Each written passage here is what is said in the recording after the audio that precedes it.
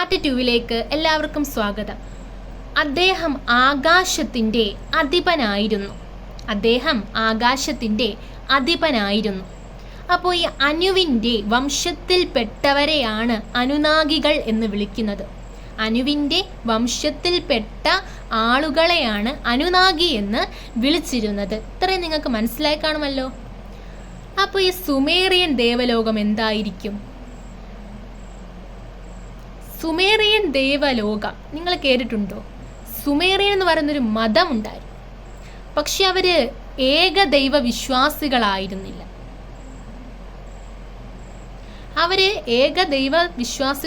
ഒരു ദൈവത്തെ മാത്രം വിശ്വസിച്ചിരുന്നവരല്ല അവർ. അവർക്ക് 100 കണക്കിന് ദേവന്മാരുണ്ടായിരുന്നു.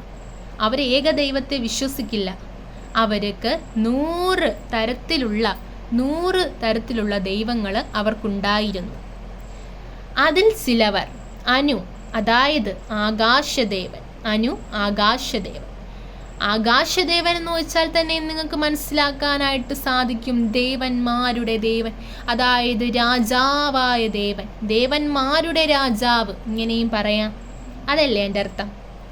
എങ്കിൽ കാറ്റിൻ്റെയും അധികാരത്തിൻ്റെയും ദേവൻ അതാരായിരിക്കും?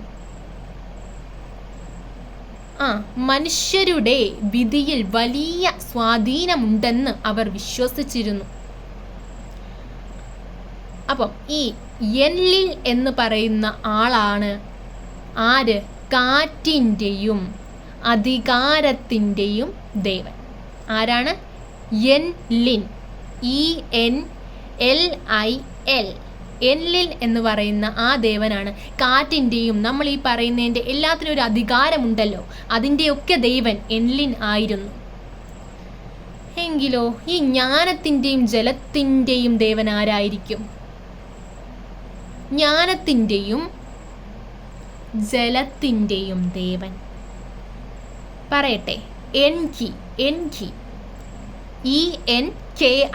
എൻകി എന്ന് പറയുന്ന വ്യക്തിയാണ് ആകാശത്തിൻ്റെ ഇപ്പം കഴിഞ്ഞിട്ട് ജ്ഞാനത്തിൻ്റെയും വെള്ളത്തിൻ്റെയും ഞാനിപ്പോൾ പറഞ്ഞ ദേവൻ.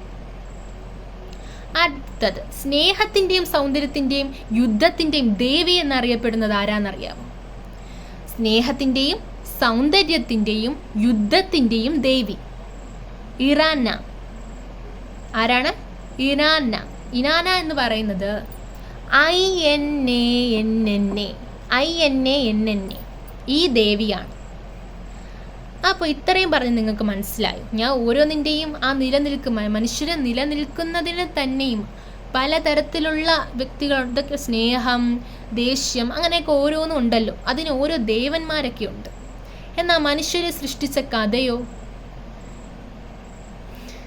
സുമേറിയൻ പുരാണങ്ങളിലെ ഒരു രസകരമായ ആശയം നമുക്ക് കണ്ടാലോ? ദേവന്മാർക്ക് നിരവധി ജോലികൾ ചെയ്യേണ്ടി വന്നിരുന്നു. അതുകൊണ്ട് ചില ദേവന്മാർ മനുഷ്യനെ സൃഷ്ടിച്ചു എന്നാണ് കഥ പറയുന്നത്. മനസ്സിലായി കാണുമല്ലോ. അപ്പോൾ ദേവന്മാർക്ക് ഒരുപാട് ജോലികൾ ചെയ്യേണ്ടി വന്നത് കൊണ്ട് മനുഷ്യരെ അവർ സൃഷ്ടിച്ചു. മനുഷ്യർ ദേവന്മാർക്ക് വേണ്ടി ജോലി ചെയ്യുകയും ഭൂമി പരിപാലിക്കുകയും ചെയ്യാനാണ് സൃഷ്ടിക്കപ്പെട്ടത് എന്നാണ് പുരാണങ്ങൾ അവകാശപ്പെടുന്നത്. പുരാണങ്ങൾ പറയുന്നത് അങ്ങനെയാണ്.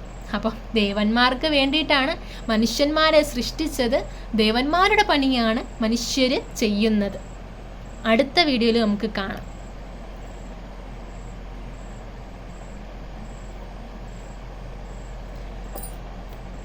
പക്ഷേ അതിന് മുൻപേ ആയിട്ട് എനിക്ക് നിങ്ങളോടൊരു കാര്യവും കൂടെ പറയാനുണ്ട്. ഇത് മതപരമായ ഒരു കഥയാണ്.